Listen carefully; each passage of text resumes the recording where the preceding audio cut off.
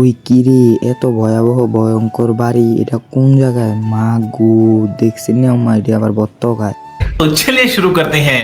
Hello guys, আসসালামু আলাইকুম, welcome to my another blog. আশা করি আপনারা সকলেই ভালো আছেন আর ভালো থাকবেন। না কেন, আমি ইকবাল আপনাদের দোয়া এবং মহান আল্লাহ তাআলার রহমতে ভালো আছি।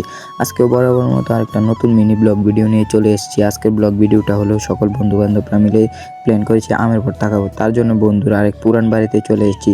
আসলে এটা বন্ধুর দাদার বাড়ি, মনে হয় বন্ধুর দাদার বাড়িতে কেউ থাকে না, তার জন্য এইদিকে বাড়ির ভিতরে দেখতে পাচ্ছি বস্তাপাতি, সোফা টোফা, মনে করেন খাটও, মনে করেন বালিশ টালিশ, ফাঁকা টাকা সবই আছে। আসলে আমরা জানি না এদিকে কারা থাকে, হয়তো কোনো মনে করেন রাস্তার টোকায় মোকায় থাকে আছে, মনে করেন তাদের তো থাকার একটা জায়গা নাই, তার জন্য তারা এদিকে থাকে। তারপরে আমি উঠে গেছি, মনে করেন টিনের চালে আমি উঠে গেছি। আমার বন্ধু গোসলেংডে দিয়ে এলাইছে, দেখতে পাইতেছেন।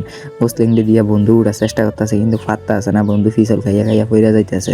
তারপরে আমি উঠে গেছি একদম গাছের আগায় ওঠার পরে বড় বড় আম, এটি এই দেখছেন কত বড় বড় আমগুলা ফাড়া শুরু করে তারপরে নামা শুরু করে দিছি। নাইমা দেখছেন কি একটা ফোজ ধরে এলেছি আমটি লইয়া। আমটি আসলে খুব বড় বড় বলতে বিশাল সাইজ। তারপরে সকলেই বাড়ি যেতেছে আর আমার কাকা ডরে তাড়াতাড়ি বাড়ি যেতেছে। তারপর মনে করেন দাম টাম লইয়া ডাইরেক্ট যাই গেতেছি মেন লোকেশনে, যে এখানে ভর্তা খাবো। যাওয়ার সময় এদিকে একটা শুনশান আমরা জায়গা আছে সীমন্তপুর, সেই শুনশান জায়গাটার মধ্যে বইয়া রইলাম। বইয়ে তাকানোর পরে এদিকে আম টাম ছুইলে ভর্তা বানাই নিলাম। ভর্তা খাওয়ানোর জন্য আমাদের সুনামগঞ্জ থেকেও কিছু ভাই বন্ধু আইছে। তারপরে তারা সকলে ভর্তা খাইয়ে লইলো। ভর্তা খাওয়ানোর পরে তারা বিদায় দিয়ে আমিও বাড়ি